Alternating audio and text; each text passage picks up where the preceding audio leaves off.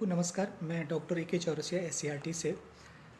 आज हम लोग जो है कि एक बड़े ही महत्वपूर्ण विषय अर्थशास्त्र में अर्थशास्त्र के शिक्षक के विषय में हम लोग जो कि बातचीत करेंगे। और अर्थशास्त्र का शिक्षक इस शीर्षक के अंतर्गत में हम लोग मुख्य रूप से 3 बिंदुओं पर हम लोग बात करेंगे। जो पहला हमारा जो बिंदु है वो ये है कि अर्थशास्त्र का जो शिक्षक है वह किस मामले में जो है कि अन्य विषयों के शिक्षकों से जो है कि अलग है। और दूसरा, हम अर्थशास्त्र शिक्षक के संदर्भ में ये देखेंगे कि अर्थशास्त्र का शिक्षक बनने के लिए किन किन विशिष्ट विशेषताओं का होना आवश्यक है। दूसरा, हम ये देखेंगे कि अर्थशास्त्र का शिक्षक बनने के लिए हमारे सामने जो है कि किन किन सामान्य विशेषताओं का जो है कि होना आवश्यक है। जब हम अर्थशास्त्र के शिक्षक की बात करते हैं तो सबसे पहले हमारे पास 2 शब्द आते हैं, पहला अर्थशास्त्र और दूसरा शिक्षक। तो इसमें जो सबसे महत्वपूर्ण बात है कि जो शिक्षक जो शब्द है, हम पहले उसको समझे कि ये शिक्षक शब्द का अभिप्राय क्या है। तो यदि हम स्कंद पुराण के गुरु गीता के खंड में जाएं तो ये बताया गया है कि गुरु जो शब्द है वो संस्कृत का एक शब्द है जो 2 शब्दों से मिलकर के बना हुआ है। गुरु, गु प्लस रु। गु का तात्पर्य होता है अंधकार से और रू का तात्पर्य होता है जो कि प्रकाश से। तो यहाँ पर जो गुरु शब्द का जो अभिप्राय निकल रहा है वो ये निकल रहा है कि एक ऐसा व्यक्ति या एक ऐसी पर्सनालिटी जो अपने शिष्यों को या अपने मार्गदर्शन चाहने वाले व्यक्तियों को अज्ञान रूपी अंधकार से ज्ञान रूपी प्रकाश की तरफ लेकर के चले, उसे हम शिक्षक कहते हैं। शिक्षक के संदर्भ में बहुत सारे अन्य विद्वानों के द्वारा अन्य ग्रंथों में बहुत सारी जो है कि बातें लिखी गई हैं। लेकिन अगर हम उपनिषद के बारे में बात अगर हम करें तो शिक्षक के संदर्भ में ये कहा जाता है कि शिक्षक वही व्यक्ति हो सकता है जो जिसके अंदर तमसो माँ ज्योतिर्गमय का गुण हो, अर्थात वह व्यक्ति जो हमें अंधकार से प्रकाश की तरफ या जो ज्ञान हम ग्रहण करते हैं, अगर उस ज्ञान में अगर किसी प्रकार का कोई संदेह आ रहा है तो उस संदेह को दूर करने में जो व्यक्ति समर्थ है उसे हम गुरु की संज्ञा देते हैं। अगर हम नारायणों उपनिषद की बात करें तो नारायणों उपनिषद में बताया गया है कि शिक्षक गुरु कौन है।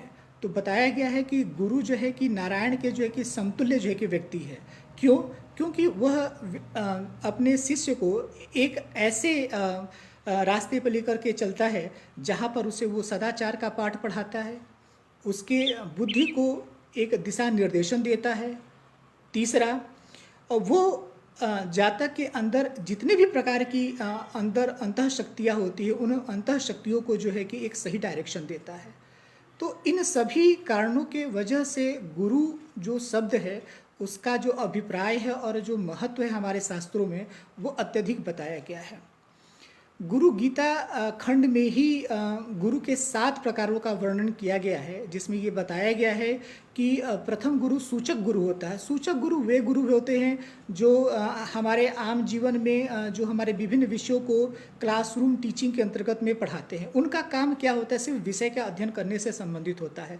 और यही कारण है जिसके वजह से कि जो हमारे समाज में जो गुरु के प्रति जो एक धारणा बनी हुई है कि गुरु जो है कि एक ऐसा गुरु है जो जातक के अंतर्गत न केवल सामान्य गुणों को अधिरोपित करता है बल्कि कुछ ऐसे विशिष्ट गुणों को अधिरोपित करता है जो उससे सामान्यतः जो है कि पूरा नहीं हो पाता।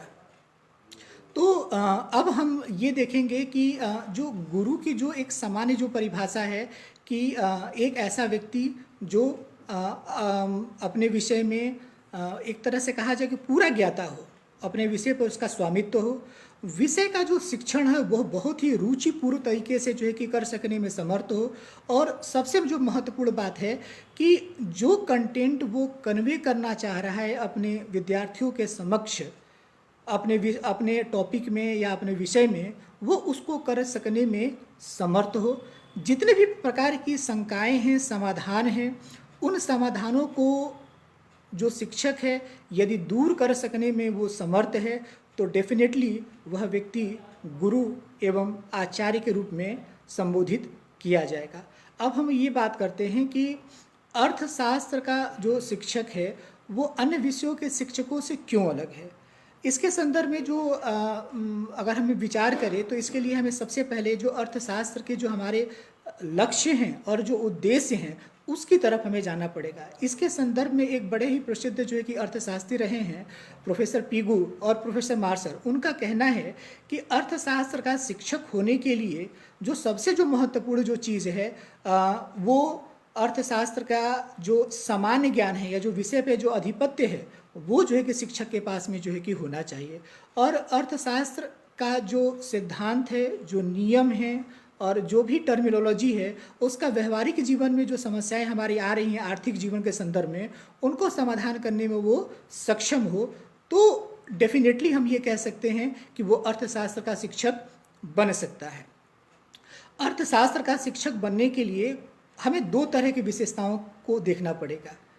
पहली जो विशेषताएं हैं वो एक सामान्य विशेषताएं हैं और जो दूसरी जो विशेषताएं हैं वो विषय के अंतर्गत जो है कि विशिष्ट विशेषताएं हैं। तो सबसे पहले हम जो है कि विषय के संदर्भ में ये बात करेंगे कि अर्थशास्त्र का शिक्षक होने के लिए कितने प्रकार की विशिष्ट जो है कि विशेषताओं की इनबिल्ट होना शिक्षक के अंतर्गत में आवश्यक है। तो सबसे पहले हम ये देखिए तो सबसे पहली जो विशेषता जो हमें शिक्षक के अंतर्गत देखना पड़ेगा वो देखना पड़ेगा प्रोफेशनल इंटीग्रिटी का मतलब है कि व्यवसायिक निष्ठा। आज के समय में अगर कोई भी शिक्षक किसी भी विषय में, यदि हम अर्थशास्त्र की बात करते हैं, यदि वो अर्थशास्त्र का शिक्षक बनता है तो उसे अपने पेशे के प्रति सबसे जो पहली जो चीज़ है वो सम्मान होना चाहिए। पेशे के प्रति उसे ईमानदार होना चाहिए। यदि वो अपने पेशे के प्रति सम्मान की भावना नहीं रखता या ईमानदार नहीं है तो वो अपने छात्रों के अंदर उस विषय के प्रति रुचि जागृत नहीं कर सकता। तो इसके लिए जो सबसे जो आवश्यक जो बात है कि सबसे पहले हम ये सुनिश्चित करें कि जो भी हमारे डीएलएड के स्टूडेंट हैं या जो भी टीचिंग प्रोफेशन में आना चाहते हैं, एक पर्टिकुलर सब्जेक्ट का जो है कि टीचर बनना चाहते हैं, तो उनको सबसे पहले अपने अंदर झांक करके ये देखना होगा कि क्या उनके अंदर अपने विषय के प्रति रुचि है, क्या अपने विषय के प्रति समर्पण है, क्या अपने विषय के प्रति ऑनेस्टी है। अगर ये सब चीज़ें हैं उस शिक्षक के अंतर्गत में तो डेफिनेटली वो शिक्षक जो है वो क्या कर सकता है, वो शिक्षक डेफिनेटली अपने बच्चों के अंदर जो कि रुचि जागृत कर सकता है और विषय के अध्ययन में उनको प्रवीण बना सकता है। और जो भी अर्थशास्त्र के जो सिद्धांत हैं, जो नियम हैं, चाहे लॉ ऑफ डिमांड हो चाहे लॉ ऑफ सप्लाई हो, ठीक है, इन सभी नियमों को छात्रों को अपने व्यवहारिक जीवन में किस प्रकार से प्रयोग किया जाना है वो प्रयोग कर सकता है। दूसरा जो सबसे महत्वपूर्ण जो विशेषता है कि जो अर्थशास्त्र का जो शिक्षक हो उसे अपने विषय पर स्वामित्व हो, मतलब मास्टरी ऑन कंटेंट। यदि अर्थशास्त्र के शिक्षक के संदर्भ में अगर हम ये देखते हैं कि जो शिक्षक है वो अर्थशास्त्र के कंटेंट पर मास्टरी रखता है तो डेफिनेटली हम ये कह सकते हैं कि वो अर्थशास्त्र का शिक्षक कहलाने लायक है।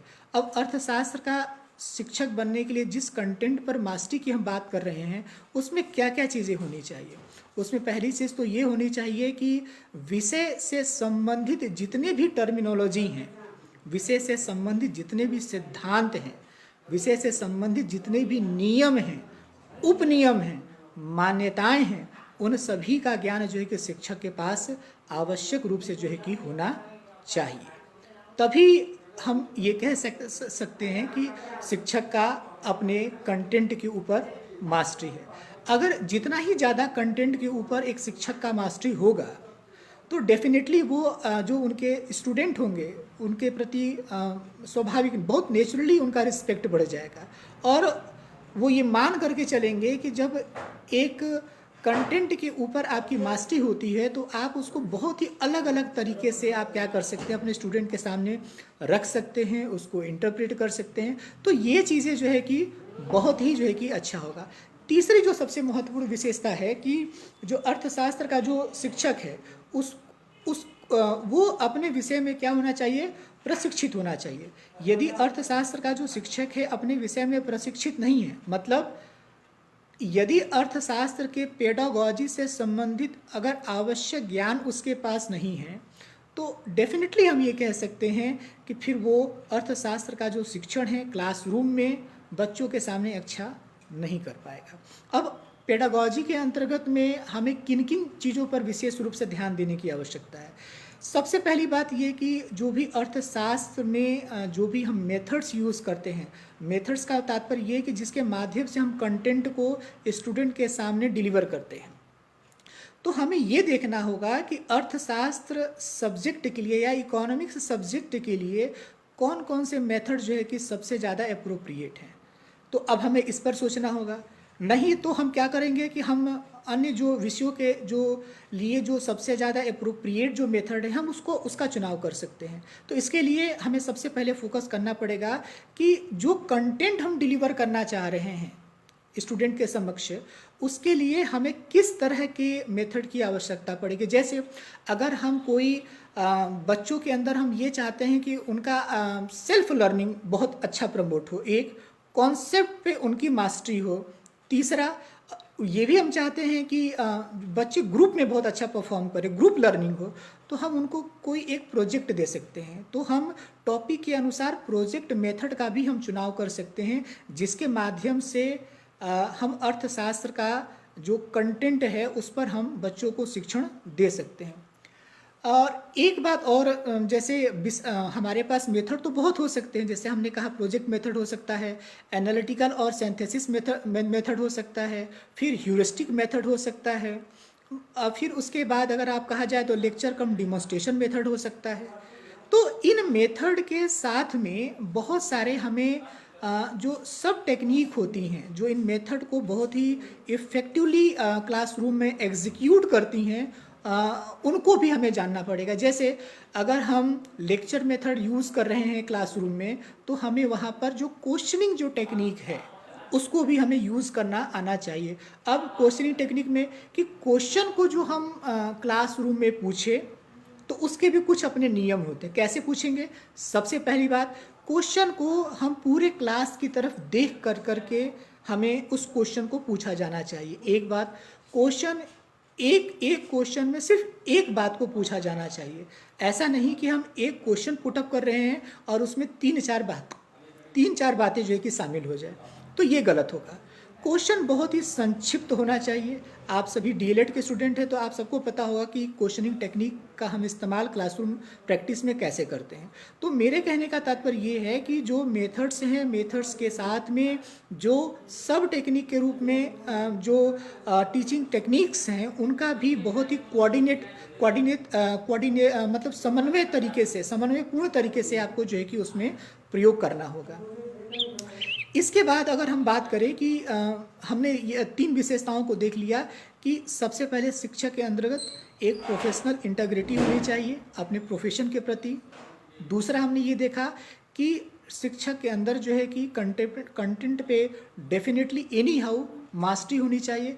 तीसरी जो सबसे महत्वपूर्ण चीज़ हमने बताया कि जो टीचर है उसको वेल ट्रेंड होना चाहिए। कि जैसे आज सपोज दैट आज हम इसी वीडियो की बात कर रहे हैं, आज मैं फेसबुक से आज आपके सामने जो है कि हम अर्थशास्त्र शिक्षक के संदर्भ में बात कर रहे हैं, लेकिन मैं डॉक्टर साहब को बहुत धन्यवाद देना चाहूँगा, डॉक्टर प्रदीप जायसवाल जी को, कि उन्होंने इतना कोऑपरेट किया क्योंकि टेक्निकल इशू था।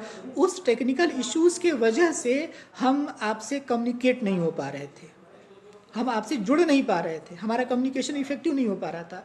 तो डेफिनेटली जो हमारा पेडागॉजी है, पेडागॉजी में जितने भी हमारे पास ऑडियो विजुअल एड्स होते हैं ना, चाहे वो प्रोजेक्टर हो, चाहे वो जितने भी सोशल जो है कि आपके मतलब ऐप्स हैं या साइट्स हैं, उनको हम किस तरीके से अपने टीचिंग में यूज कर सकते हैं, वो भी चीज़ें हमारे पास आना चाहिए। तो कहने का तात्पर्य ये है कि जो हमारा ट्रेंड का जो एस्पेक्ट है कि टीचर ट्रेंड होना चाहिए, उसमें केवल टीचिंग की जो मेथड्स हैं, टेक्निक हैं, ऑडियो विजुअल एड्स है, केवल इनकी ही जानकारी नहीं होनी चाहिए, बल्कि आपका साथ ही साथ जो कम्युनिकेशन जो स्किल है, कम्युनिकेशन स्किल का हम यहाँ पर बहुत सीधा सा अभिप्राय हम समझते हैं, और शायद मुझे लगता है कि आप लोग भी समझते हैं कि हम जो अपनी जिस तरीके से और जिस सेंस में रख रहे हैं, आप मेरी बात को उसी सेंस में और उसी तरीके से समझे, तो इट मीन्स दैट कि हमारा जो कम्युनिकेशन है या कम्युनिकेशन जो स्टाइल है वो बहुत ही ज़्यादा इफ़ेक्टिव है। यदि हम अपनी बात को जिस वे में कहना चाह रहे हैं या समझाना चाह रहे हैं, यदि आप नहीं समझ पा रहे, इट मीन्स दैट कि my communication is not effective. तो यहाँ पर क्या होगा कि हमें कम्युनिकेशन स्किल को भी हमें इम्प्रूव करना पड़ेगा। साथ में जो दूसरा इसका जो नेक्स्ट जो मतलब जो पेडागोजिकल एस्पेक्ट है, उसमें हमें एक चीज़ और गौर करना पड़ेगा कि जो शिक्षक का जो क्लासरूम प्रैक्टिस के दौरान जो बिहेवियर होता है या जो एटीट्यूड होता है अपने बच्चों के संदर्भ में, बहुत बार क्या होता है कि आप क्लासरूम में जैसे आप पढ़ा रहे हैं तो कुछ बच्चे बहुत अच्छे होंगे, कुछ की तरफ आपका ध्यान ज़्यादा मतलब अट्रैक्ट होता है क्योंकि वो क्लासरूम में बहुत अच्छा परफॉर्मेंस देते हैं। कुछ बच्चे ऐसे होते हैं जो परफॉर्मेंस नहीं देते हैं, कुछ शरारती होते हैं, तो बार बार आपको डिस्टर्ब करने की कोशिश करते हैं। तो आपको क्या करना है, उनको भी टैकल करना है अपने बिहेवियर के द्वारा, और आपको सबको समान रूप से लेकर के चलना है और कोशिश करना है कि क्लासरूम में जो क्वेश्चनिंग जो ट्रेंड है उसको हर हाल में आपको उसको क्या करना है, पॉजिटिव बनाना है, उसको प्रमोट करना है। बच्चा आपके क्लासरूम में जितना ज़्यादा इंटरेक्शन करेगा, उसका जो नॉलेज जो पार्ट है, जो उसका स्किल पार्ट है और जो उसका एटीट्यूड पार्ट है, वो उतना ही ज़्यादा जो है कि इम्प्रूव होगा। तो कोशिश क्या करना है कि हमें बच्चे को क्लासरूम में क्वेश्चन पुटअप करने के लिए क्या करना है, उसे प्रमोट करना है।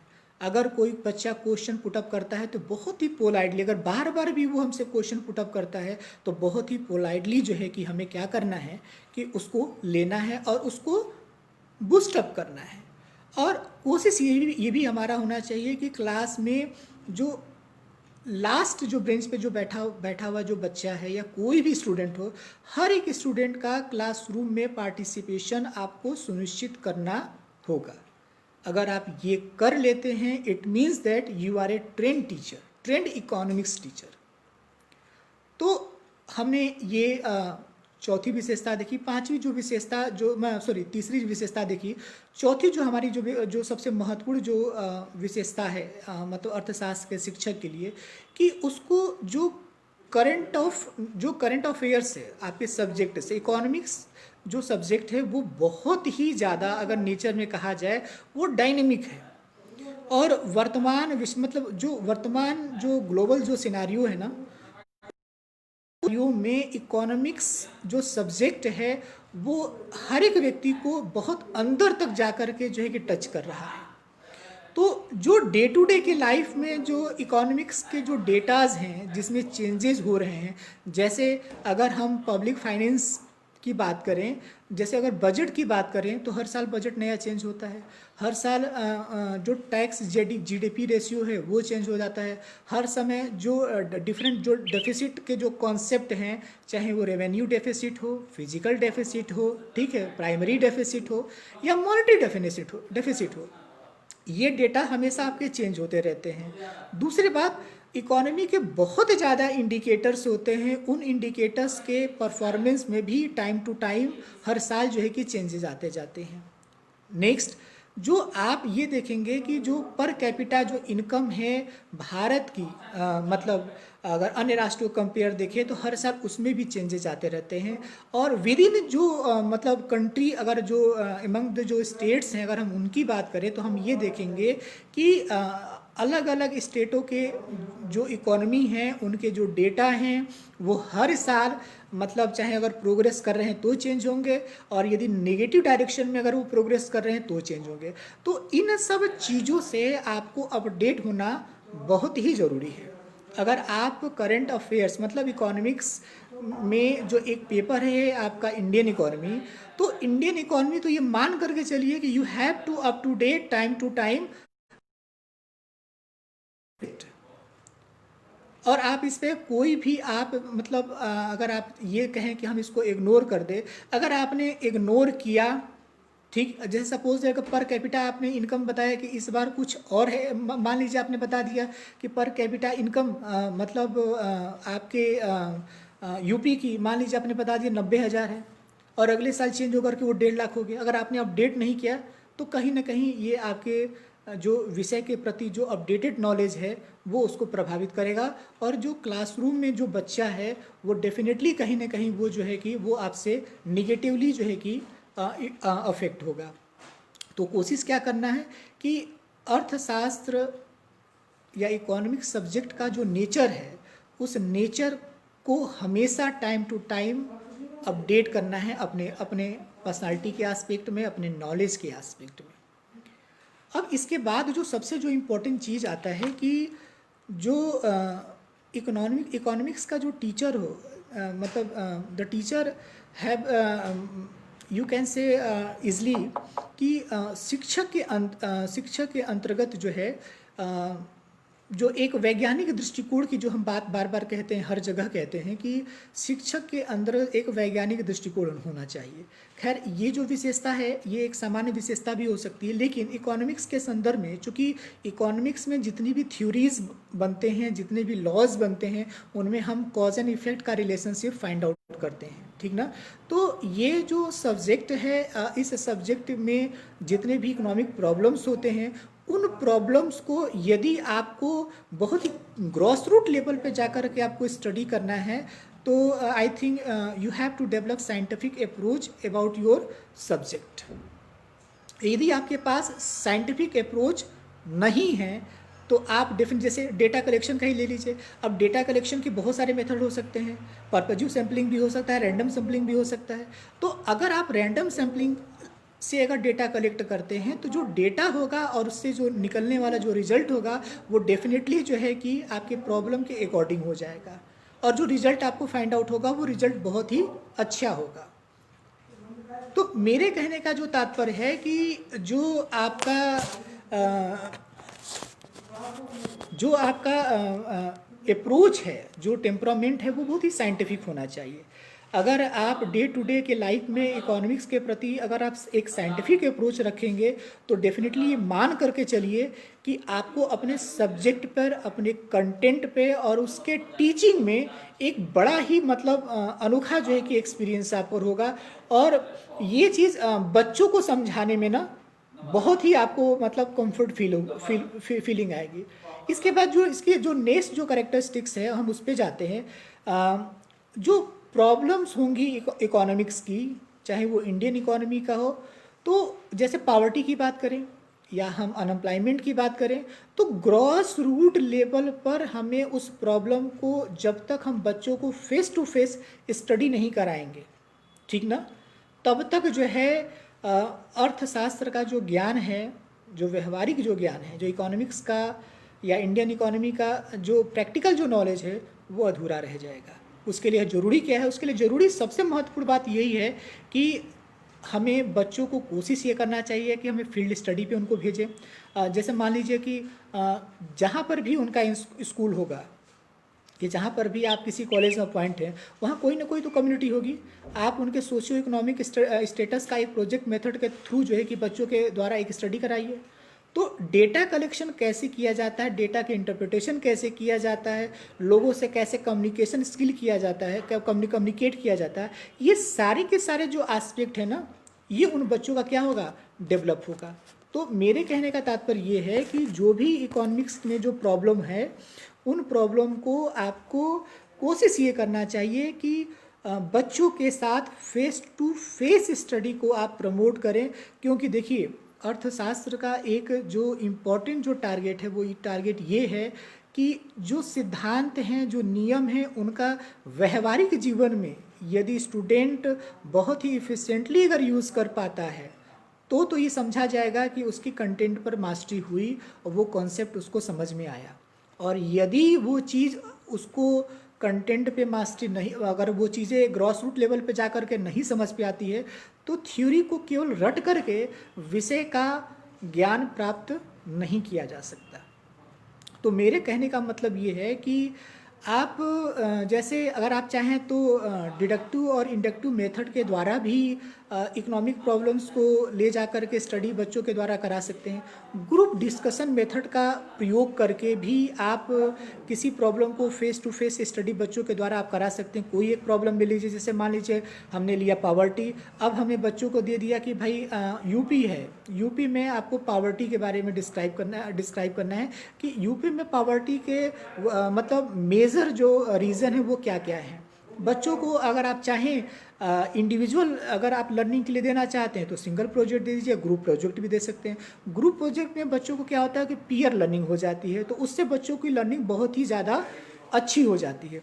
तो मेरे कहने का मतलब ये है कि जो इकोनॉमिक्स में जो प्रॉब्लम है उसका आपको जो है कि फेस टू फेस जो है कि स्टडी करने के लिए आपको प्रमोट करना चाहिए।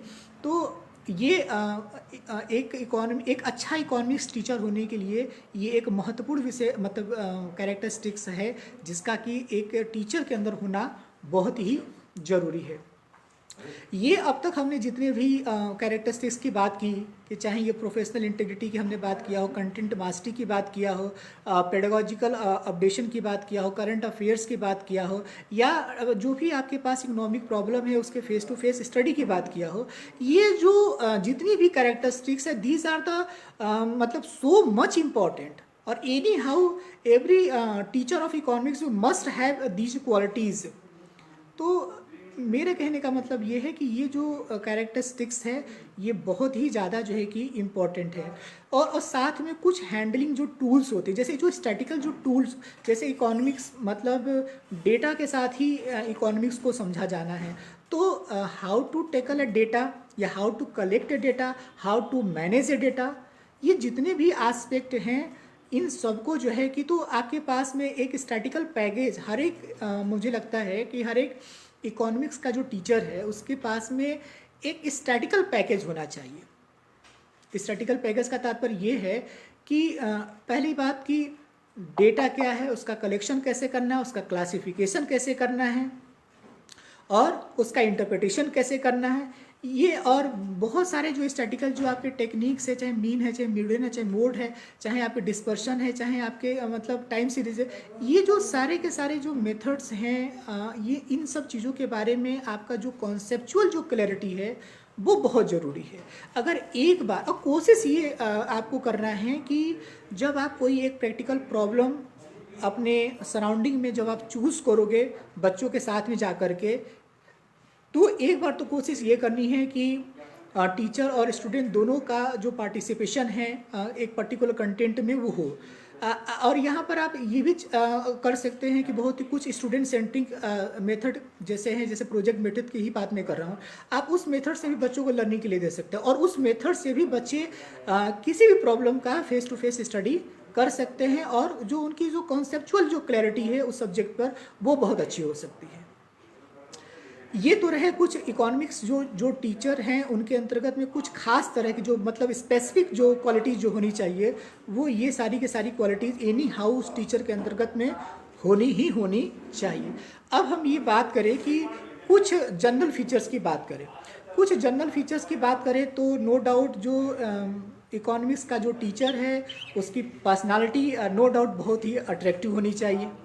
जो अगर ये कहें कि अगर घर में आप जब शीशे के सामने खड़े होते हो, जब क्लास मतलब अगर आप एक टीचर हो और पढ़ाने के लिए जा रहे हो, तो जब आप शीशे के सामने खड़े होते हो तो आपको अपने से ये प्रश्न पूछना चाहिए कि क्या मेरा ड्रेसअप जो आज मैं करके जा रहा हूँ वो ठीक है।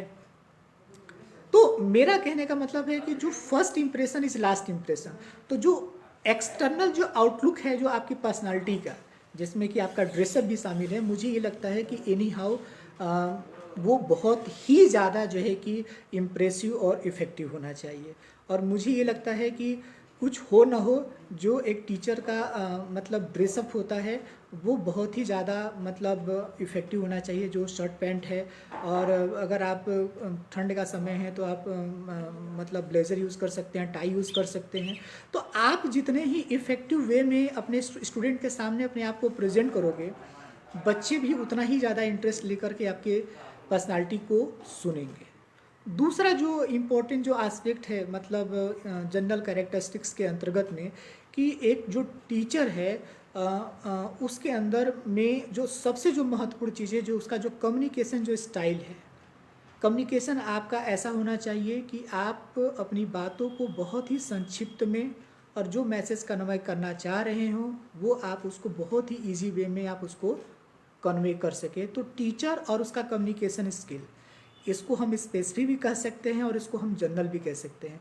यदि आप टीचर हैं और आपका कम्युनिकेशन स्किल है अच्छा नहीं है तो there is no meaning of teaching job, मेरा ये मानना, क्योंकि सब कुछ जो है कि इस कम्युनिकेशन पे ही डिपेंड है। और कम्युनिकेशन का तात्पर्य यही है कि जो हमने कहा वो समझ में आ गया तो ठीक है।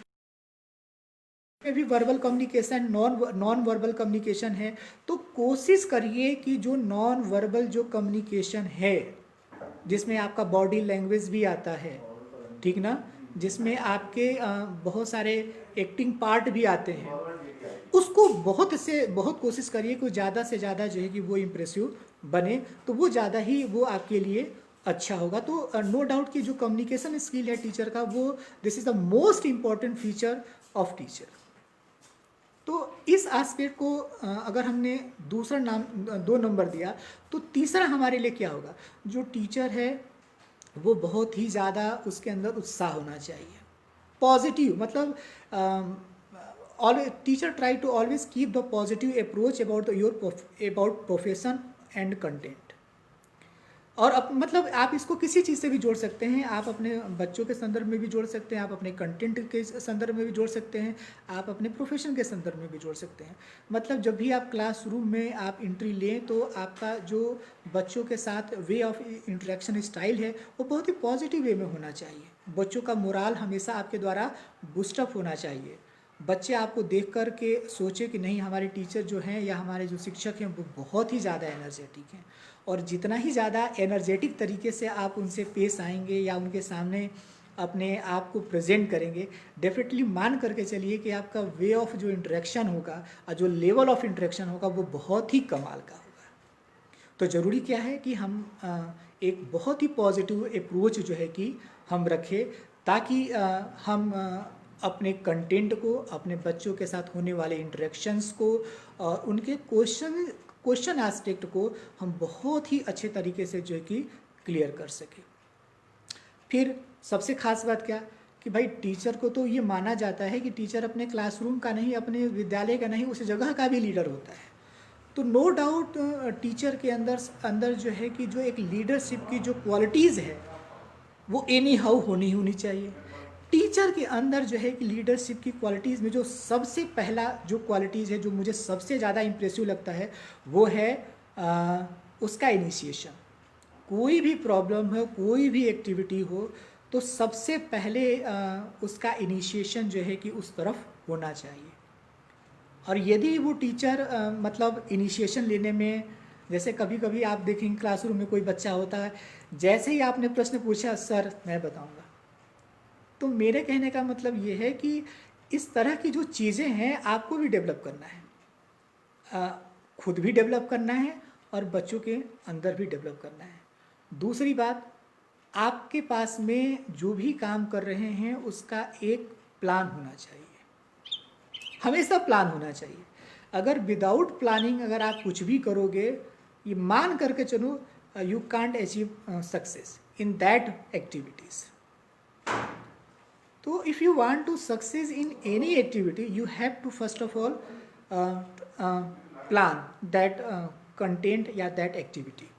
और प्लानिंग में बहुत सारी होती है। प्लानिंग में तो सबसे पहले यही होता है कि भाई उसका ऑब्जेक्टिव जो होता है वो सेंटर पॉइंट, ऑब्जेक्टिव को ध्यान में रखते हुए ही हम अपनी प्लानिंग करते हैं। अब वैसे इसी अपने बच्चों के संदर्भ में, जैसे मान लीजिए अगर आप कोई कंटेंट पढ़ाना जा रहे हैं, खैर इसको तो हम इसको ऐसे भी कह सकते हैं, जो आप लेसन प्लानिंग करते हैं, तो कभी कभी क्या होता है कि लेसन प्लानिंग, जैसे अभी आप लोग डीएलएड में भी या जो बच्चे बीएड भी करते हैं, तो वो लोग लेसन प्लान तो केवल तभी तक करते हैं जब तक जो है कि ट्रेनिंग पीरियड में रहते हैं। फिर उसके बाद जो है कि वो लेसन प्लानिंग ख़त्म हो जाती है, फिर तो ये होता है हाजी अब तो मेरे दिमाग में ही प्लानिंग हो जाती है, जो लेसन प्लान बनता है वो हमारे दिमाग में ही बन जाता है, सीधे क्लासरूम में चले जाते हैं। तो मेरे कहने का बात तात्पर्य ये है कि जो क्लासरूम में जो आपको पढ़ाना है उसका एक जो ब्लूप्रिंट बनेगा आपके दिमाग में, that is the meaning of planning.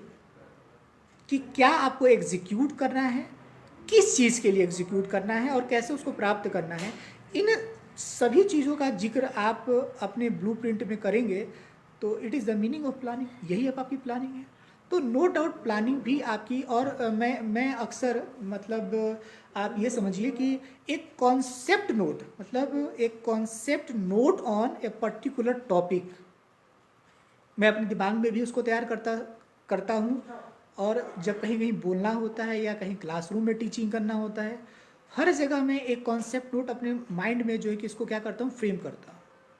कि जैसे मान लीजिए कि यही इकोनॉमिक्स टीचर के बारे में हमें बात करनी है, तो हमें पता है कि हमें 3-4 बिंदु हमारे सामने सबसे इम्पॉर्टेंट है। कि सबसे पहले ये कि 2 शब्द है, एक शिक्षक है और एक सब्जेक्ट है। तो शिक्षक किसके लिए है, सब्जेक्ट के लिए है। तो शिक्षक होने के भी कुछ गुण होने चाहिए एक, और उस सब्जेक्ट का शिक्षक होने के लिए भी कुछ गुण होना चाहिए। और उन सबसे ऊपर कि शिक्षक क्या है, गुरु क्या है। आज मैं थोड़ा सा हल्का सा मैं थोड़ा सा डाइवर्ट हो रहा हूँ। मैं आपको बता रहा हूँ कि जैसे मैंने आपको शुरू में बताया कि स्कंद पुराण में जो गुरु गीता जो पार्ट है उसमें 7 प्रकार के गुरुओं की संकल्पना की गई है। एक पहले नंबर पे सूचक गुरु आते हैं, दूसरे नंबर पे वाचक गुरु आते हैं, तीसरे नंबर पे बोधक गुरु आते हैं, चौथे नंबर पे निहित गुरु आते हैं, लास्ट में आते हैं परम गुरु। तो यदि हम अपने एजुकेशन में अगर हम जो हमारा फर्स्ट पेपर होता है मतलब ये फाउंडेशन ऑफ एजुकेशन जिसमें sociological and philosophical foundation of education होता है, तो उसमें बहुत सारे वाद आपको पढ़ने मिलेंगे। जैसे ये आदर्शवाद, तो हमारा जो समाज है या हमारी जो सराउंडिंग या जो सोसाइटी वो हमसे एक्सपेक्ट करता है कि केवल आप एक सूचक गुरु मतलब एक केवल विषय के अध्यापन तक ही आप सीमित न रहें, विषय के अध्यापन तक ही सीमित न रहे, बल्कि आपको करना क्या है, जो परम गुरु का जो एस्पेक्ट है मतलब फर्स्ट टू 7 उस तक आपको जो है कि जाना है। तो समाज तो आपसे ये एक्सपेक्ट करता है कि आपको उस सीढ़ी तक पहुंच करके जो है कि आपने जो मार्गदर्शन चाहने वाले जो आपके स्टूडेंट हैं या जो आपके शिक्षक हैं उनको आपको क्या करना है, वो ज्ञान देना है आपको। यहाँ पर जो ज्ञान जो वर्ड है मैं उसको एक विषय के ज्ञान से जोड़ करके मत देखिए। विषय से संबंधित जो प्रॉब्लम है केवल उतना ही जोड़ करके मत देखिए। जितने भी प्रकार के उसके डाउट हैं, चाहे वो उसके एजुकेशनल काउंसलिंग के ऐसे एस्पेक्ट हो, चाहे उसके प्रोफेशनल एस्पेक्ट से हो, हर चीज़ में यदि आप उसको एक अच्छा गाइडेंस दे रहे हैं तो डेफिनेटली ये मान करके चलिए कि आप सूचक गुरु से बोधक गुरु की तरफ जा रहे हैं। और खैर हम ये डेफिनेटली कहते हैं कि हमारा जो 7th जो मतलब स्टेप है परम गुरु का, हम डेफिनेटली वहाँ तक नहीं पहुँचते हैं, लेकिन मुझे ये लगता है कि हमें एक बोधक गुरु का मतलब अगर उसको कहीं जीवन में एक समस्या कोई एक आ रही है, क्लासरूम प्रैक्टिस कोई मत गिनिए आप। क्लासरूम प्रैक्टिस के बाद भी अगर आप देखिए, अगर उसके एजुकेशनल कोई प्रॉब्लम है या उसकी फैमिली की कोई प्रॉब्लम है जिसको आप सॉल्व कर सकते हैं। क्यों? क्योंकि अगर बच्चा जितना ही पीसफुली रहेगा, जितना ही झंझावतों से दूर रहेगा, क्लासरूम में आपको 100% दे पाएगा। और क्लासरूम में 100% देने के लिए बच्चे के साथ जो है कि जुड़ाव होना बहुत ही जरूरी है। तो इसी वजह से छांदोग्य उपनिषद में ये भी कहा गया है कि जो गुरु जो है वो ब्रह्मा की जो है कि प्रतिमूर्ति है। क्यों? क्योंकि वो अपने छात्र का जो है कि केवल भविष्य ही नहीं बताता, केवल पढ़ाई लिखाई ही नहीं करता, बल्कि उसे भविष्य बनाता है, उसे आचार और विचार का कि हमारे इकोनॉमिक्स में आचार और विचार की शिक्षा इकोनॉमिक्स टीचर की देने की बात नहीं है। लेकिन आप ये नोट करेंगे, हम एक कंज्यूमर बिहेवियर की बात करते हैं, एक रेशनल कंज्यूमर बिहेवियर की बात करते हैं कि एक रेशनल कंज्यूमर बिहेवियर क्या होता है, तो वहाँ पर भी आचार और विचार की शिक्षा आती है। दूसरे सेंस में आती है, लेकिन वो आती है कि एक कंज्यूमर कैसा होना चाहिए, विवेकशील होना चाहिए। ठीक। उसे जो भी निर्णय करना, जो उसके पास जितने भी लिमिटेड रिसोर्सेज हैं और जितने भी उसके पास उसके रिक्वायरमेंट्स हैं, उन रिसोर्सेज को उन रिक्वायरमेंट्स में इस तरीके से उसको फुलफिल करना है कि उसको मैक्सिमम सेटिस्फेक्शन मिले। तो it's a part of consumer behaviour. वैसे भी इकोनॉमिक्स में एक बहुत इंपॉर्टेंट चैप्टर है कंज्यूमर बिहेवियर, प्रोड्यूसर बिहेवियर। तो मेरे कहने का तात्पर्य ये है कि जो बच्चों के साथ मतलब आपका इनिशिएशन होना चाहिए। जैसे लीडरशिप की हम बात कर रहे थे कि लीडरशिप की क्वालिटी टीचर के अंदर में होनी चाहिए। तो लीडरशिप की क्वालिटीज़ में मैंने बताया कि उसका इनिशिएशन होना चाहिए, उसके पास इनिशिएशन स्किल होनी चाहिए, कम्युनिकेशन स्किल होनी चाहिए, उसके पास में उसका खुद का अपना विज़न होना चाहिए, उसके पास मतलब उसकी पर्सनालिटी बहुत ही पॉजिटिव होनी चाहिए, एनर्जेटिक होना चाहिए, और सबसे बड़ी बात कि वो बहुत ही हेल्दी होना चाहिए। जितना ही वो हेल्दी होगा, मान करके चलिए कि वो क्लासरूम ट्रांजेक्शन को बहुत ही पॉजिटिव तरीके से, क्योंकि देखिए नॉलेज तो नो डाउट आप इम्पार्ट करते हैं अपने क्लासरूम में, लेकिन जो पर्सनालिटी होती है, नॉलेज इम्पार्ट हो रहा होता है आपके क्लासरूम में, उसका काफ़ी जो है कि इम्पोर्टेंट जो है कि रोल होता है। तो मेरे कहने का तात्पर्य ये है कि जो सबसे जो इम्पोर्टेंट एस्पेक्ट है यहाँ पर वो यही है कि जो लीडरशिप जो क्वालिटीज़ है एक शिक्षक के अंतर्गत में, वो आवश्यक रूप से जो है कि होनी चाहिए। और लीडरशिप क्वालिटीज़ में क्या क्या चीज़ें होनी चाहिए वो हमने आपको यहाँ पर बताया। तो अगर हम इसको थोड़ा सा और अगर हम आगे चले कि लीडरशिप क्वालिटी के अलावा उसके पास एक पेशेंस होना चाहिए।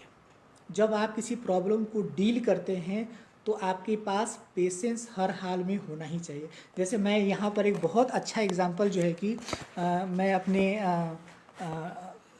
मित्र डॉक्टर प्रदीप जायसवाल जी को उनके संदर्भ में देना चाह रहा हूँ कि मैं बहुत देर से मतलब इस फेसबुक अकाउंट से जुड़ने की कोशिश कर रहा था। मैंने डॉक्टर साहब से पहले भी कम्युनिकेट किया था, इवन जब आपको अभी मैं आपको लेक्चर दे रहा हूँ तो उस समय कम्युनिकेट करने के लिए वो वहाँ से उस प्रॉब्लम को सॉर्ट आउट करने का प्रयास कर रहे थे, लेकिन एक बार भी उन्होंने अपना पेशेंस लूज जो है कि नहीं किया। वैसे ही क्या है कि क्लासरूम प्रैक्टिस में अगर कोई एक टॉपिक है, अगर वो आपको समझ में नहीं आता है तो टीचर्स को क्या करना चाहिए, कभी भी झुंझलाना नहीं चाहिए, उसको हमेशा पेशेंस रखना चाहिए। और प्रॉब्लम को सॉल्व करने के लिए no doubt always try to keep good level of patience, क्योंकि मुझे लगता है कि ये सबसे ज़्यादा जो है कि ज़रूरी चीज़ है। उसके बाद जो एक सबसे इम्पॉर्टेंट जो फीचर आता है टीचर का, वो होता है डिसीजन मेकिंग। समय पर डिसीजन लेना, यही डिसीजन मेकिंग है। अगर आपने सही समय पे सही डिसीजन लिया, इट मीन्स दैट कि you have good quality of decision maker. और जैसे आप जब किसी प्रॉब्लम को फेस टू फेस स्टूडेंट को जब आप स्टडी करा रहे होते हो तो वहाँ पर भी अगर आप ये देखें तो बच्चों को डेटा कलेक्शन करना होता है। सपोज दैट मान लीजिए प्रोजेक्ट मेथड में वो सोशियो इकोनॉमिक स्टेटस या जो गांव में जो अनएम्प्लॉयमेंट जो स्टेटस है या पॉवर्टी का जो स्टेटस है बच्चों को, उसको उसके ऊपर आपने एक प्रोजेक्ट दिया। तो अब बच्चों को डेटा कलेक्ट करना है तो कम्युनिकेशन भी करना होता है, बहुत सारे लोगों से डेटा लेना होता है। तो जैसे एक यहाँ पर हम ये भी कह सकते हैं कि आपके अंदर एक रिसर्चर की भी क्वालिटी होनी चाहिए। क्यों? कि वो जितना ज़्यादा वो मतलब स्ट्रगल करेगा, जितना वो ज़्यादा जूझेगा, उतना ही ज़्यादा उसका पेशेंस होना डेवलप होगा। तो नो डाउट जो पेशेंस लेवल है वो शिक्षक का, वो बहुत ही ज़्यादा जो है कि इम्पॉर्टेंट है। तो हम लोगों ने अगर एक तरह से देखा जाए तो हम लोगों ने मुख्य रूप से 3-4 बिंदुओं पे जो है कि हम लोगों ने बातचीत किया इस पूरे अभी तक के सेशन में। पहला कि अर्थशास्त्र का जो शिक्षक है, तो इसमें जो 2 शब्द हैं शिक्षक और अर्थशास्त्र, तो हमने सबसे पहले आपके सामने ये डील किया कि शिक्षक क्या है। शिक्षक जो शब्द है, अगर हम इसको कहा जाए तो इसको हम गुरु शब्द से भी संबोधित करते हैं। और ये जो गुरु जो शब्द है, संस्कृत का ये एक शब्द है जो 2 शब्द गु प्लस रू से मिलकर के बना हुआ है, जो डार्कनेस टू लाइट की तरफ जो है कि लेकर के चलने का इशारा एक शिक्षक के संदर्भ में करता है। या ये भी कह सकते हैं कि तमसो माँ ज्योतिर्गमय, मतलब अंधकार से प्रकाश की तरफ लेकर के चलने की बात कही जाती है। और इसका जो तात्पर्य है विषय शिक्षण में कि जो कंटेंट आप पढ़ा रहे हैं, जो भी उसके डाउट है जहाँ पर भी उसका कॉन्सेप्ट क्लियर नहीं हो रहा है, यदि आप उसके कॉन्सेप्ट को क्लियर कर पाने में अपने आप को एबल पा रहे हैं, इट मीन्स दैट कि you have the quality of गु प्लस रू। तो ये जो गुरु जो शब्द हुआ, तो इसका अभिप्राय हुआ। और गुरु शब्द का जो महिमा है, मतलब बहुत सारे लोग मतलब ये भी कहते हैं कि गुरु एक तरह से कहा जाए दीपक है, जहाँ रहेगा उसे प्रकाशित करना ही करना है, अंधकार को खत्म करना ही करना है। तो ये बहुत स्पिरिचुअल सेंस में नहीं है, इसको हमें अपने सब्जेक्ट में लेने की ज़रूरत है। तो ये आपका जो शब्द हो गया गुरु। अब बात हमने किया कि किसका शिक्षक, तो अर्थशास्त्र का शिक्षक। तो अर्थशास्त्र का शिक्षक बनने के लिए हमें सबसे पहले अर्थशास्त्र के लक्ष्यों और उद्देश्यों की तरफ फोकस करना पड़ेगा कि जो अर्थशास्त्र की डिमांड क्या है। डिमांड को जानने के लिए, अगर हम डिमांड नहीं जानेंगे तो हम एक इकोनॉमिक्स टीचर के अंतर्गत में किस प्रकार की क्वालिटीज़ या ट्रेड्स होने चाहिए उसको फिर हम लिस्टिंग नहीं कर पाएंगे। तो उसके लिए हमने क्या बताया, उसके लिए हमने बताया कि सबसे पहले आपको जो इकोनॉमिक्स है उसका जो टारगेट है और जो उसके ऑब्जेक्टिव हैं, जैसे कि कंटेंट पे एक मास्टरी होना, ठीक है ना, मतलब विषयगत ज्ञान प्रदान करना, किसको, शिक्षक को भी और छात्रों को भी। ठीक है, अगर शिक्षक के पास होगा कंटेंट पे मास्टरी तो वो छात्रों को अच्छा डिलीवर कर पाएगा। दूसरा जो हमने कहा कि जो भी उसके पास इकोनॉमिकल नॉलेज हैं या अर्थशास्त्र या इकोनॉमिक्स से संबंधित जितने भी नॉलेज हैं, वो उसको व्यवहारिक जीवन में वो उसको एज इट इज़ जो है कि बहुत ही स्किल्डफुली वो उसको यूज़ कर पाने में जो है कि सक्षम है। ठीक, तो ये दो चीज़ें, मतलब विषय का ज्ञान और व्यवहारिक जीवन में उसको यूज़ करना। फिर तीसरा, अगर हम और थोड़ा सा इसको इलेबोरेट करें तो बहुत सारे ऐसे इकोनॉमिस्ट हैं, बहुत सारे ऐसे एजुकेनिस्ट हैं जो इन्होंने इकोनॉमिक्स के बहुत ज़्यादा मतलब टारगेट्स, मतलब एम्स और ऑब्जेक्टिव की बात उन्होंने किया हुआ है। तो आप खुद ये जानते हैं, चूँकि आप लोगों ने डीएलएड में पढ़ा होगा कि एम्स ऑफ सेंस में बहुत ही ब्रॉड होता है, बहुत ही वेग नेचर में होता है, और उसको तत्काल जो है कि क्लासरूम टीचिंग के द्वारा प्राप्त नहीं किया जा सकता है। उसको हमें छोटे छोटे पार्ट में प्राप्त करने के लिए हमें बहुत सारे ऑब्जेक्टिव बनाने पड़ते हैं। जैसे हमें एक ऑब्जेक्टिव हमने ये बनाया कि जो अर्थशास्त्र का जो मतलब स्टूडेंट है उसको एक बहुत ही अच्छा जो है कि कंज्यूमर बनाना है, एक विवेकशील कंज्यूमर बनाना है, ठीक ना। तो विवेकशील कंज्यूमर बनाने के लिए जो गुण होने चाहिए वो आपको क्या करने पड़ेंगे, डेवलप करने पड़ेंगे। तो मेरे कहने का मतलब ये है कि दूसरे पॉइंट में हमने ये देखा कि जो इकोनॉमिक्स के जो एम्स और ऑब्जेक्टिव है वो बताते हैं कि अर्थशास्त्र के शिक्षक की क्या डिमांड है। ठीक, उस डिमांड से हमें पता ये चलता है कि अर्थशास्त्र का शिक्षक होने के लिए हमें किन किन गुणों का हमारे अंदर होना जरूरी है। हमने बात की दो तरह के ज्ञान की, एक हमने बात की जनरल कैरेक्टरिस्टिक्स की और दूसरा हमने बात किया स्पेशल कैरेक्टरिस्टिक या स्पेसिफिक कैरेक्टरिस्टिक। सबसे पहले हमने डील किया आपके सामने स्पेशल कैरेक्टर या स्पेसिफिक कैरेक्टरिस्टिक्स के बारे में। सबसे पहला जो बिंदु हमने आपके सामने उठाया वो ये उठाया कि जो प्रोफेशनल जो इंटेग्रिटी है एक शिक्षक के अंतर्गत अपने प्रोफेशन को लेकर के, क्योंकि आप हमेशा आजकल चूँकि हमारे सोसाइटी में अनएम्प्लॉयमेंट की प्रॉब्लम बहुत ज़्यादा है और गवर्नमेंट नई एजुकेशन जो पॉलिसी आ रही है उसमें उसका सिर्फ इतना एफर्ट है कि जो शिक्षक बनना जहन से ऑनेस्टली डिवोशन के साथ जो इस प्रोफेशन में आना चाहते हैं केवल वही आए। केवल एक आजीविका कमाने के लिए या आजीविका का साधन डेवलप करने के लिए आप टीचिंग प्रोफेशन में मत आइए। तो यहाँ पर जो प्रोफेशनल इंटेग्रिटी जो मैंने आपको बताया कि अपने प्रोफेशन के प्रति ऑनेस्ट होना चाहिए, रिस्पेक्ट होना चाहिए और उसके प्रति जो है कि एक पॉजिटिव अप्रोच होना चाहिए। तो ये सारी के सारे जो इथिकल, जो एक प्रोफेशन का जो इथिकल जो बिहेवियर जो पैटर्न होता है वो चीज़ें आपके अंदर इनबिल्ट होनी चाहिए। तो ये सब चीज़ें होंगी तो नो डाउट आप इकोनॉमिक्स का एक बहुत ही अच्छा जो है कि आप शिक्षक बन पाएंगे, बहुत अच्छा जो है कि आप इकोनॉमिक्स के टीचर बन पाएंगे। दूसरा हमने बात किया आपसे कि उसके पास जो है कि वो डेफिनेटली वो मतलब ट्रेंड होना चाहिए। ट्रेंड में हमने बहुत सारी चीज़ों को बताया आपको कि उसके पास पेडागोजिकल मतलब नॉलेज होना चाहिए, किसी टॉपिक को पढ़ाते समय किस विधि का प्रयोग करना है, किस टेक्निक का प्रयोग करना है, किस टैक्टिक्स का प्रयोग करना है, किस स्ट्रैटेजी का यूज़ करना है, किस तरह का लेसन प्लान बनाना है, किस तरह का आपके दिमाग में ब्लू प्रिंट आपके टीचिंग का क्या होगा, कॉन्सेप्ट नोट आपके टीचिंग का क्या होगा, आपका कम्युनिकेशन स्टाइल क्या होगा। So many aspect. फिर तीसरा हमने आपको ये बताया कि जो इकोनॉमिक्स का टीचर है उसे अपने कंटेंट पे हर हाल में मास्टरी होनी चाहिए। यदि आप क्लास 11th और 12th में अगर आप इकोनॉमिक्स पढ़ा रहे हैं तो उसके जो 4 पेपर हैं उनके आपको नाम याद होने चाहिए। चारों पेपर में जो इंडेक्स हैं हर एक पेपर के कि कितने चैप्टर हैं वो भी आपको पता होना चाहिए। और चैप्टर में जो कंटेंट है, कंटेंट के जो टर्म हैं और जो टर्म नियम हैं और जो सिद्धांत वो भी आपको पता होने चाहिए। तभी आप जो है कंटेंट पे आपकी मास्टरी अपने क्लासरूम में शो हो पाएगी। नहीं तो फिर वो क्लासरूम में आपकी कंटेंट जो मास्टरी है वो शो नहीं हो पाएगी। और मेरा ये मानना है कि अगर आफ्टर जो कंप्लीसन ऑफ योर मतलब डीएलएड प्रोग्राम, अगर आप कहीं पर भी आप जाते हो मतलब टीचिंग प्रोफेशन में किसी स्कूल में इंटरव्यू देने के लिए जाते हो तो सबसे पहले आपका चेक क्या किया जाता है कि have you mastery on content, ये चेक किया जाता है सबसे पहले। तो डेफिनेटली ये भाई एक सबसे इम्पॉर्टेंट मतलब कैरेक्टरिस्टिक्स है स्पेसिफिक कैरेक्टरिस्टिक्स के अंतर्गत में।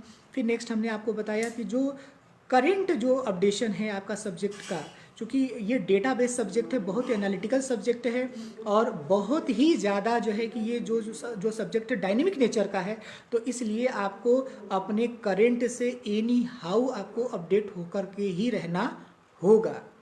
जैसे इंडियन इकोनॉमी और स्टेट इकोनॉमी, इन दोनों के बारे में जितने भी इनके बेसिक इंडिकेटर्स हैं उन इंडिकेटर्स के बारे में आपके पास में एक मतलब आप चाहे तो आप एक डायरी अच्छा बना सकते हो। उस डायरी में आप ये भी लोड कर सकते हैं कि आपके इंडियन इकोनॉमी के जो फीचर्स हैं, जैसे आप भारत की जो भारतीय अर्थव्यवस्था की जो सामान्य विशेषताएं हैं उसमें बहुत सारी चीज़ें आ जाती हैं। इंफ्रास्ट्रक्चर भी आ जाता है, पर कैपिटा इनकम भी आ जाता है, और utilization of natural and human resource, बहुत सारे आज। तो मेरे कहने का तात्पर्य ये है कि कंटेंट पे आपकी मास्टरी होनी चाहिए और साथ ही साथ उसमें जो उसके नॉलेज में जो अपडेशन हो रहा है टाइम टू टाइम उसका होना बहुत ज़रूरी है। अगर आप अपडेट नहीं होंगे तो कहीं ना कहीं एक गलत डेटा जो है कि कन्वे होगा क्लासरूम में, जो आपके टीचिंग के प्रोफेशन के लिए और आपके स्टूडेंट के नॉलेज कॉन्सेप्ट फॉर्मेशन के लिए बिल्कुल भी सही नहीं होगा। फिर हमने आपसे बात किया कि टीचर के पास में क्या होना चाहिए, एक बहुत ही साइंटिफिक और लिबरल अप्रोच होना चाहिए। साइंटिफिक अप्रोच इसलिए क्योंकि ये जो सब्जेक्ट है ये कॉज एंड इफेक्ट रिलेशनशिप पे बेस्ड है, डेटा बेस्ड है, बहुत ही साइंटिफिक सब्जेक्ट है ये। तो आपके अंदर जो विज्ञान सम्मत जो विशेषताएं होती है, जैसे क्रमबद्ध होना चाहिए। मतलब विज्ञान की क्या विशेषता होती है कि कोई भी चीज़ क्रमबद्ध है, कोई भी चीज़ मतलब पूर्व से ही क्या है वेरीफाई किया जा सकता है, उसको वेरीफाई किया जा सकता है, वो बहुत ही लॉजिकल सीक्वेंस में वो बेस्ड है, उसको प्रैक्टिकली चेक किया जा सकता है, उसको जर्नलाइज किया जा सकता है। तो these are the feature of जो कि scientific approach and try to adopt any how. मतलब मेरा कहने का तात्पर्य यही है कि इस चीज़ को आपको अपने अंदर किसी भी हाल में जो साइंटिफिक अप्रोच है या लिबरल जो अप्रोच है अपने सब्जेक्ट के प्रति और अपने टीचिंग के प्रति, वो हर हाल में आपके पास होना चाहिए। फिर हमने बात किया कि जो भी आप प्रॉब्लम टेकअप कर रहे हैं स्टडी के लिए या क्लासरूम टीचिंग के लिए या क्लासरूम प्रैक्टिस में, तो जो भी आप मेथड चूज़ कर रहे हैं डिलीवर करने के लिए, तो कोशिश ये होना चाहिए कि वो आपका फेस टू फेस, मतलब उस प्रॉब्लम को आपने ग्रास रूट लेवल पे जाकर के महसूस किया हो, ठीक है, और स्टूडेंट ने भी महसूस किया हो और तब उसके समाधान के लिए वो लगा हो, तो वो जो नॉलेज होगा, मतलब अगर एनसीएफ अगर 2000 का अगर की हम बात करें तो ये भी कहते हैं कि जो थियोरेटिकल जो नॉलेज है और जो प्रैक्टिकल नॉलेज है उनका आपस में क्या होना चाहिए, एसोसिएशन होना चाहिए। तो ये एक सबसे इम्पॉर्टेंट आस्पेक्ट हो गया कि जो भी आप मतलब प्रॉब्लम टेकअप करें उसका फेस टू फेस आप स्टडी ज़रूर करें, फेस टू फेस स्टडी को प्रमोट भी आप करें, तो वो क्वालिटीज़ भी आपके अंदर होनी चाहिए। फिर हमने जो है कि इसके बाद बताया कि आपके अंदर जो है कि कुछ जनरल फीचर्स भी होने चाहिए। जनरल फीचर्स में हमने आपको बताया सबसे पहले कि आपकी पर्सनालिटी बहुत अच्छी होनी चाहिए, पर्सनालिटी नो डाउट, जिसमें हमने आपका ड्रेसअप को सबसे पहले जो है कि इम्पोर्टेंस दिया, क्योंकि सबसे पहले जो चीज़ें आपने पढ़ा भी होगा अपने डीएलएड के कोर्स में, जैसे एक एडवांस एजुकेशन साइकोलॉजी है कि पर्सनल व्हाट इज़ पर्सनालिटी। तो पर्सनालिटी वर्ड जो है कि पर्सोना से मिलकर के जो बाह्य आवरण को डिनोट करता है, अंदर आप क्या हैं वो तो चलो आप जब आप पढ़ाओगे तो दिखेगा, लेकिन बाहर से आप क्या लग रहे हो, बाहर से आप कितना अट्रैक्टिव लग रहे हो अपने स्टूडेंट के सामने, वो बहुत ज़्यादा मैटर करता है। फिर आपका पर्सनालिटी बहुत ज़्यादा, आपके अंदर पॉजिटिव एनर्जी होती है, एनर्जी बहुत अच्छी होनी चाहिए, कम्युनिकेशन स्टाइल बहुत आपका अच्छी होना। कम्युनिकेशन में मैंने आपको बताया, या टीचिंग स्टाइल में ही बताऊँ कि कम्युनिकेशन और टीचिंग स्टाइल हमेशा डेमोक्रेटिक होना चाहिए। छोटे बच्चों के केस में भी इसे क्योंकि देखिए, अगर आप